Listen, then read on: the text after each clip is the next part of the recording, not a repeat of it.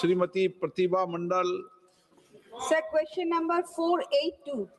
माननीय मंत्री महोदय, So it's laid on the table of the House. माननीय सदस्य, Sir, the minister has spoken about correcting excessive urea consumption, but field reports indicate that the nutrient-based subsidy regime has not adequately encouraged balanced fertilizer.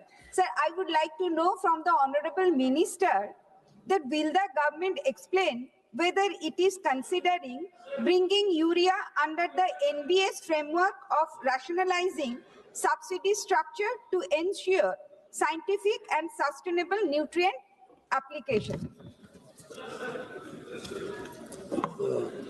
First of all, I would like to enlighten the honorable member that many steps have been taken for a balanced fertilization and reducing the urea use.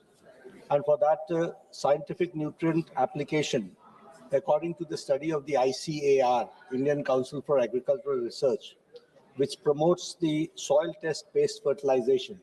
And also for this, we have also introduced the soil health card for the farmers, and approximately 24 crore farmers have got the soil health card, so they can understand how and what type of fertilizer they need, and which soil needs which type of fertilizer and how much they need, and for which crop they need.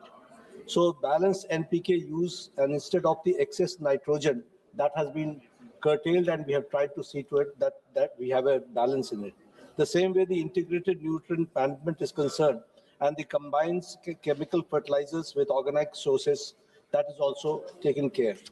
Efficiency in the improvement which we have also undertaken is we encourage split application of nitrogen and proper placement of fertilizers from time to time. That is also we have done.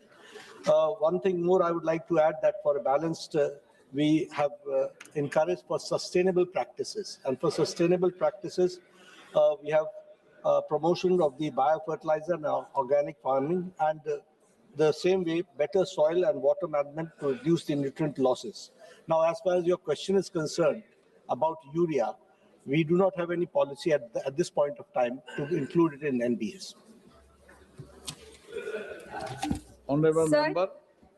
Sir, in view of the continued import dependencies for fertilizer, raw materials and PAIs, will the minister clarify whether the government has conducted any comprehensive vulnerability assessment of the supply chains, particularly in the context of ongoing global conflicts, and whether any strategic reserve policy is being considered to safeguard farmers and the pharmaceutical sector from sudden shortage?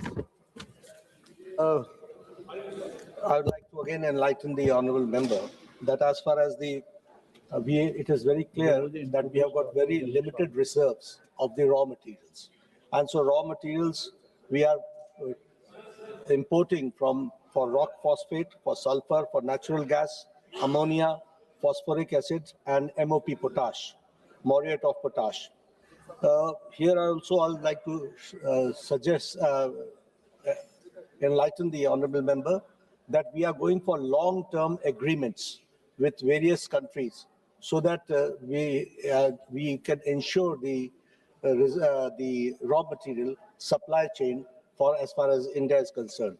And we have gone for long-term agreements with Jordan, with Morocco, with Saudi Arabia, Oman, and a few more countries. Here also I would like to say that we have also increased the production of the urea.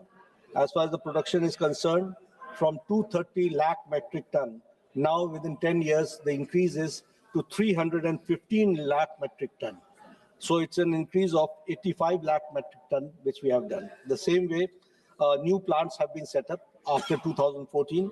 Plants have been set up in Gorakhpur, in Sindri, in Barauni, in Ramagundam, in Pangad and Gadepan, and 76 lakh metric ton of urea has been increased in the last 10 years. So we are trying to see to it that how we have to ensure, as far as the raw material supply is concerned, from various countries to be imported to India for the for making of the fertilizer. As far as the pharmaceuticals are concerned, I would like to enlighten again the honorable member that we have tried to reduce the import dependence in active pharmaceutical ingredients. And at one point of time, India used to import 2,000 categories of APIs, bulk drugs, worth $4.35 billion. Now, the major sources where from we were getting these APIs were from China, from European Union, Singapore, USA, Japan, and Switzerland. Now, here also, we have introduced under the dynamic leadership of Prime Minister Modi, we have introduced two programs. One is the PLI scheme for bulk drugs, and 6,940 crores have been allocated for that, and which to incentivize domestic manufacturing of 41 critical active pharmaceutical ingredients, key starting materials, KSM, and drug intermediaries. So this is what we have added.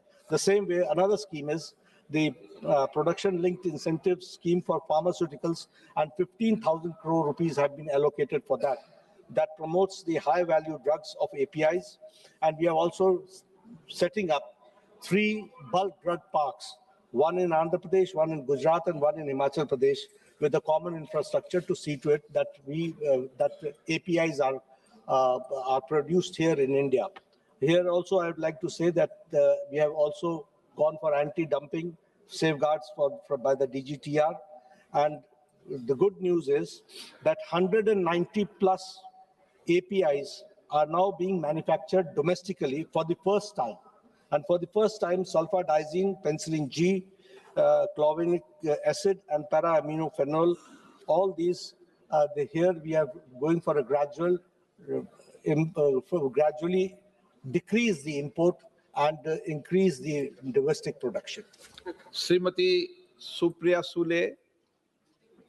Sir, in your today's reply, the Honorable Minister has said in the National Green Hydrogen Mission, you have talked about green ammonia as a fertilizer option. Sir, there were media reports that in the green ammonia, you've had a very, I must compliment the Mantralaya, that you've had a very good and a transparent bidding the process that you have followed. So if the bids are done, why is the government not signed up the legitimate companies, the takeoff contracts? The takeoff contracts were signed between people who have won the bids, were with the fertilizers company. Considering the global situation today the way it is, India would be, and that was the whole idea of this, to make it ammonia free so our imports become less and we have more indigenous green ammonia. So why are these contracts not being signed? So it will expedite the program. So what is the Mantralaya doing about that? And how soon would they be, or is there be any change in policy? Okay. Thank you, sir. As far as the green hydrogen mission is concerned, I would like to enlighten the House that 7.24 lakh metric ton per annum green ammonia and fertilizer companies are producing for P&K. So this is a new initiative which has been taken by Government of India under the leadership of Prime Minister Modi. One thing, what you have asked about the question about the process and about the policy, I think this needs more information. So if you can ask me separately, I'll try to give the answer.